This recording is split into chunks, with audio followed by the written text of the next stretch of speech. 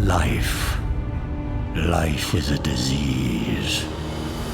A millennium ago, a supreme necromancer was on the verge of conquering the world. But you know what they say about best laid plans. Inevitably, heroes shall emerge. So, I was made dead. Again. But what does death really mean for somebody who has mastered it? Boredom. An eternity to ponder my errors and how close I came to victory.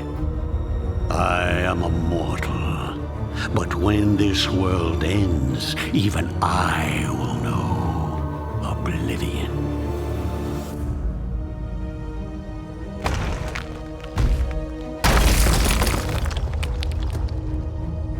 And so, I ask myself, will I be given another chance to rise before it happens?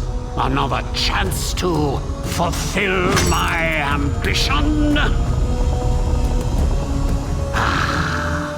It seems that fate has smiled after all.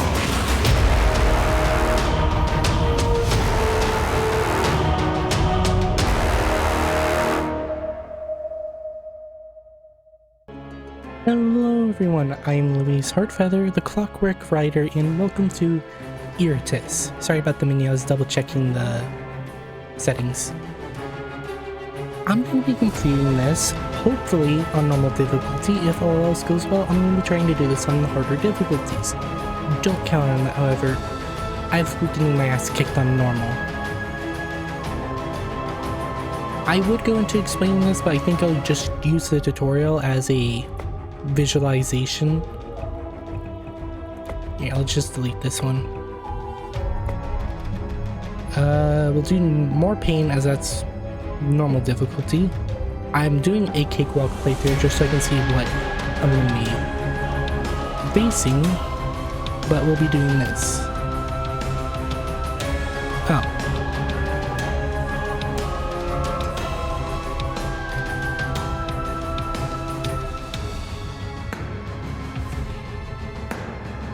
Well, I guess I'll quickly play the tutorial, then load up more pain.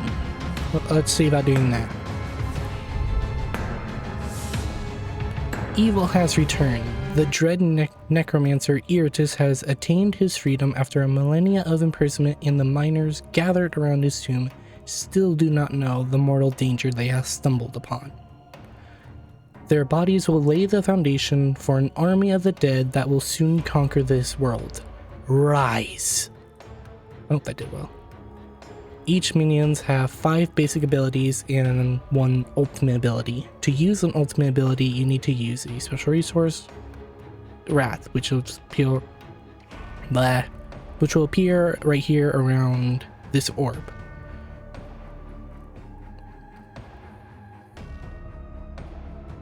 Minions and enemies can use certain abilities only from specific positions and with specific targets.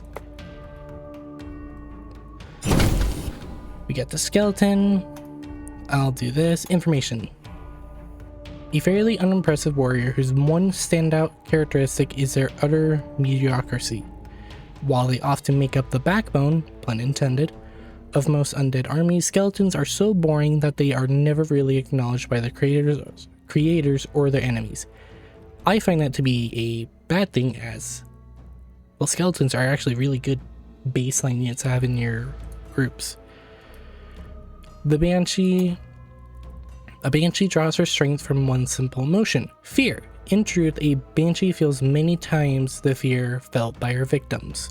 Had she the ability, she would run away from each battle in utter terror, but necromancers had long since employed additional bindings to keep that from happening. Alright, well, I got a hunky and a miner. His mom always told him to stop fighting with the neighbor's boys and instead listen to his teacher, but he knew better. She also told him to ask the blacksmith for forgiveness so that he might one day make her boy, his apprentice. But the boy already had other plans. Why work hard when you can get nowhere with honest labor? But Mama always did. But Mama did have one bit of wisdom that the lad made sure to follow. Undead can't stand light. It instantly turns them to ash, so when the undead invasion began, Hunky took the best possible job for the occasion, lantern bearer. Let the others wield their swords and bows. He will follow the advice of his wise mother and use the most effective weapon possible. I've actually very rarely gotten the lantern attack with him. Oh, I had to kill him. And then we got the miner. Miners are alchemy infused convicts who can be found working in the tunnels beneath the castle. The potions they are fed give them a vast increase in speed and strength at the cost of reduced intellect and lifespan. The ruling human aristocracy is more than willing to supply the dwarves with captives for their experiments as long as they receive a share of the profits. Okay, we'll do unassuming strike on the Hunky for now. Remove most of his HP. Yeah, damage and magic damage, or physical and magic damage, reduce the target's vigor. Igniting deals instant magic damage to the target and true damage at the start of their turn. Stress damage decreases the sanity of their target. Cursing a target will deal stress damage at the start of its turn. Critical hits by your minions decrease enemy sanity. Enemy critical hits will increase it. Now, thinking about it, I might as well do a cakewalk run just to let everyone get a feel for it, then do a more pain run. So, here's how I understand how the stress attacks work. I do a stress attack, it'll bring this bar down here down. Sounds good because that is good because it gives debuffs, and if you bring that down to 0 or low, a little bit odd on how it does it, you have a chance to insta-kill him. I do have to be careful on certain units to give stress attacks to, as they can get a special power up. We'll do it on the miners. I forgot how loud that was. Yeah, the loss of sanity in combat can lead to various consequences. First stage is Insanity, a negative effect that weakens the enemy. Inspiration, a positive effect that strengthens the enemy. Death, receiving any amount of stress damage while at 0 sanity can lead to instantaneous death. And flee from counter, blah blah blah. Yeah, you can read that yourself. Not to be rude, but I don't think you want me to just read everything. Okay, you know what? Let's bring this down. Alright. Sorry this video is so fucked up. This is probably just gonna be a quick 1-2 tutorial. I'll do a cakewalk run just to allow everyone to kind of see how this game is played basically, in a basic sense.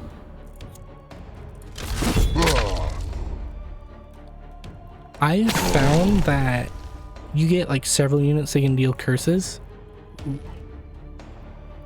and I just got an achievement. I have found, yeah, you can create, you got different qualities of parts. The better part you have, the more skill points you can get in the beginning. Like uncommon gift 2, rare gift 6, legendary I think is 14. It's an odd way of doing it. And if you get like all 4, you can get like 50 points, or close to 50 points in the just the level 1. which will be a massive boost. You can also get something called a brain, which will have like a level. You can boost their level to a certain amount, whichever number is next to the brain. Hopefully I'll get one in a minute. A design fashioned by the Arc Necromancer himself, the bride uses only the best part to raise a deadly archer with an unhealthy love for her creator. Said love is then channeled into a burning desire to shoot out the eyes of anything that might try to get to the one she worships.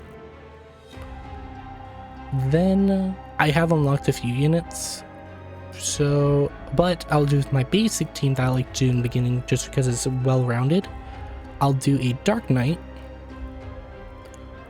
a manifestation of living void contained in a vessel of knightly armor. These necromantic soldiers are often seen leading the armies of undead against the civilizations of the mortals. Where they learn the skill to do battle and wage war is unknown, but all of them despise existence and seek to reduce everything to nothing. Get one of him. The world is as hollow as his armor.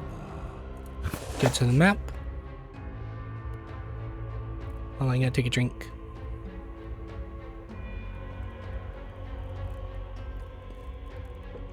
The kingdom had need of the vast riches buried underneath the castle.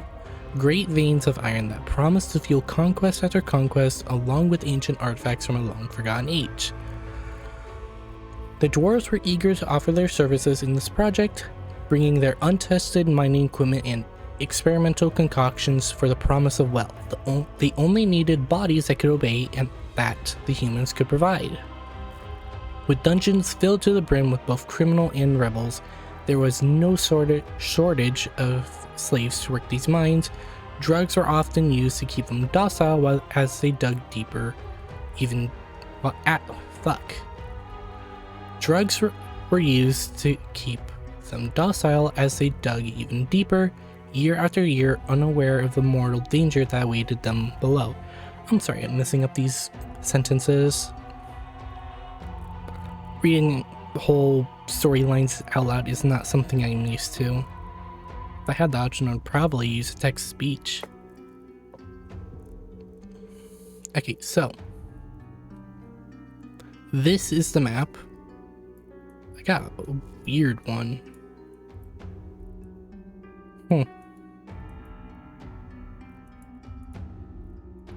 I can only go one path.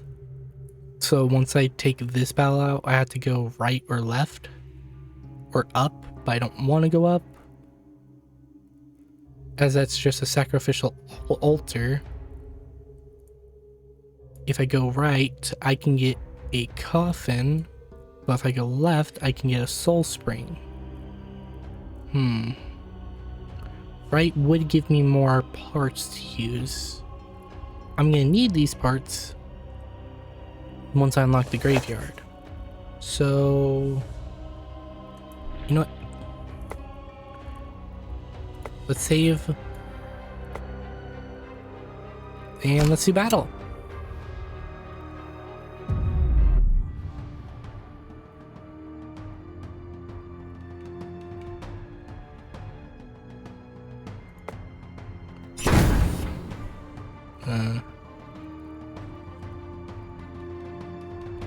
Okay, so I'm going to take out the Taskmaster first.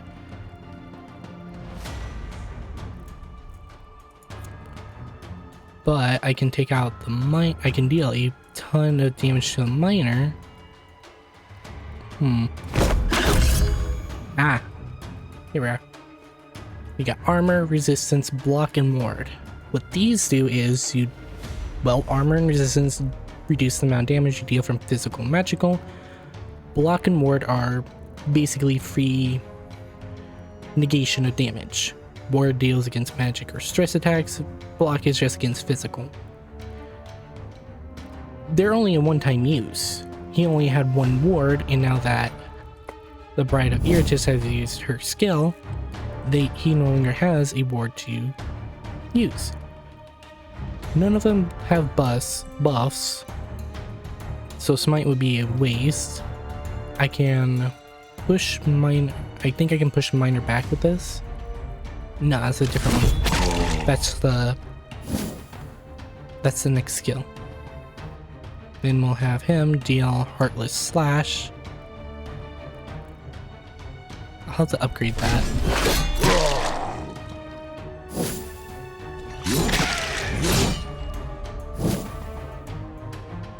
Now, you know what? Let's deal it against the Hunky. I'll use Scream. I really wish I could turn that down.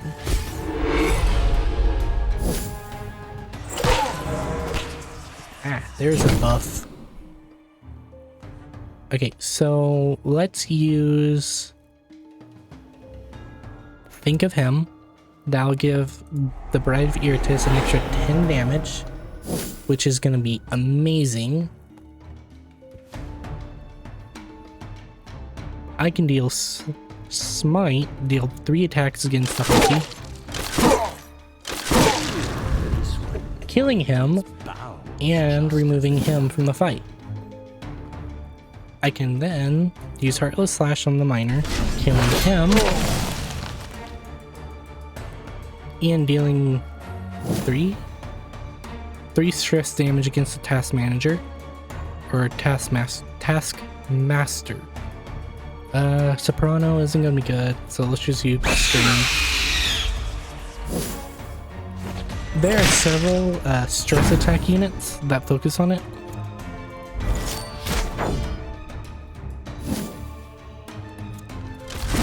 Each one has their own strengths and weaknesses. The Bride is very support based. I can show the Wraith after this. They're more aggressive, I guess you could say. They have a lot more stress attacks compared to the Banshee. My will is a tide. I know that. Wash away your pathetic civilizations. Aw, it's a one-time skill. Alright, now I will have unlocked everything. I'm not equipping at one time. Oh, you are a bitch. You gave me a one-time skill to use in the next freaking thing. Fetching. I'm not using it. Ah, you're making me go fucking find the dungeon. Alright, let's go to the cultist. Let's hope we get something good. Ooh, this is good.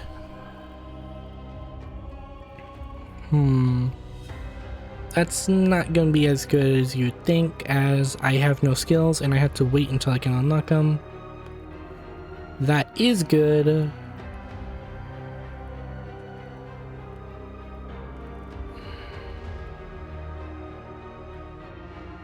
I think I'll do the wedding gift, just for a simple fact of the bride has a skill.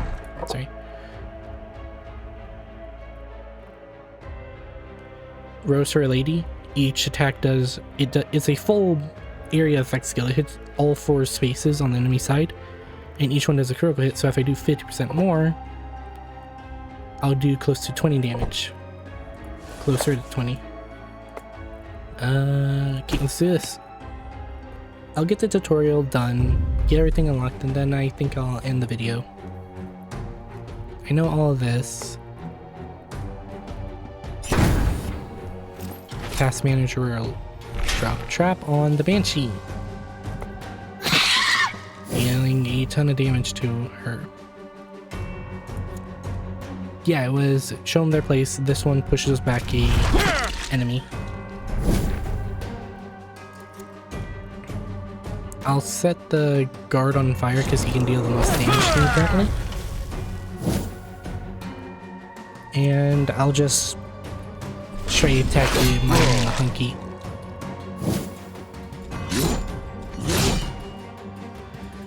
This is why I love using Dark Knight in the beginning, because there's not many enemies that can actually damage him. apart from enemies like guards who have a higher attack rating.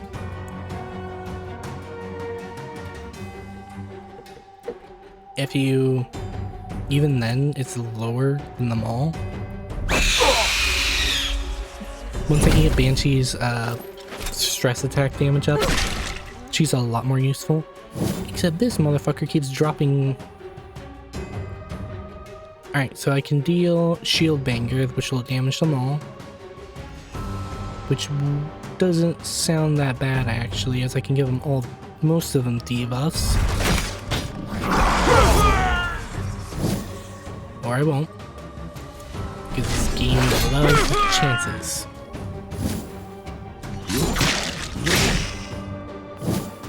Okay, I'm looking at my recording. And it looks like the effects is a lot higher than I would want. So let's see about this. Ah, stances. Yeah, the guard likes to use stances. Luckily, I have warning shot to use on the guard, which will not only deal stress damage, but also interrupt its stress. Let's use Soprano. Let's get all there. Yep, now that you do less damage and have a very... Jesus, could you drop any more traps? Let's take out the guard.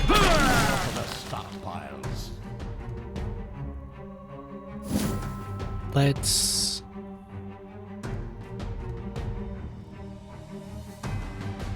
I don't need more dread. Scream at this guy. Now he has Insanity, which I can't see.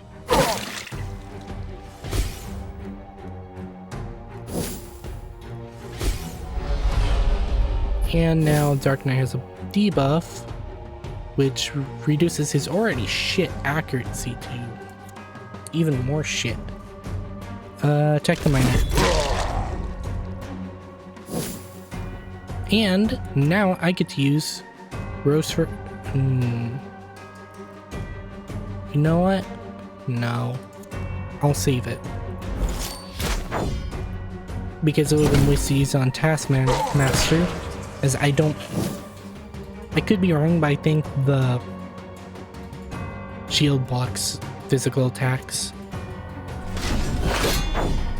Yeah, the blocks, I think, could block critical attacks, but I could be wrong. Now I'll use it and get them all. Getting a 2 for 1 kill. Now Banshee can scream at him.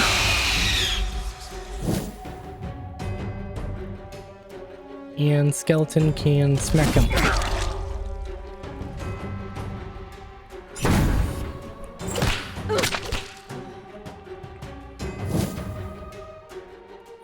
You'll use Chest Piercer, dealing heavy amounts of damage, and then we'll use Skeleton to smack him.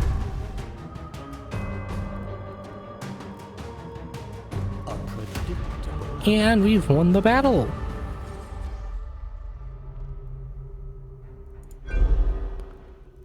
Yeah.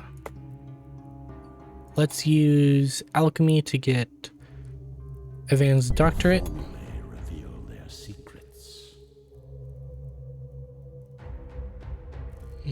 Bone Spear. Ooh, this will do nicely. And Arcana,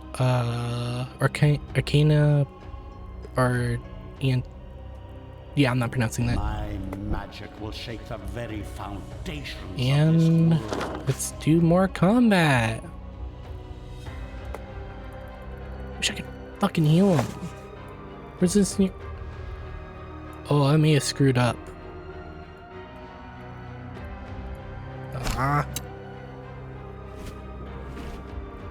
Can't be moved.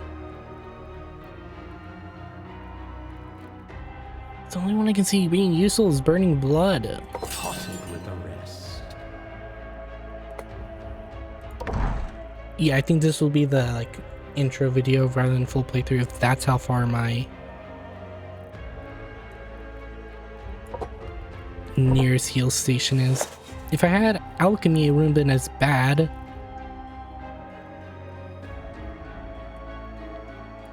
But no, I screwed up me, so I would have to go through 1, 2, 3, 4, 5, 6, 7. So yeah, 7 battles to get to the nearest fountain of restoration. Or I would have to go left and do a quest, which I've never actually done. I think I screwed this run. Yeah, I screwed this run. So, you know what? This has been an intro video to Iratus. If you guys have liked this video and you would like to see more, please like and subscribe the video, and I'll see about doing a more pain playthrough and actually planning my route.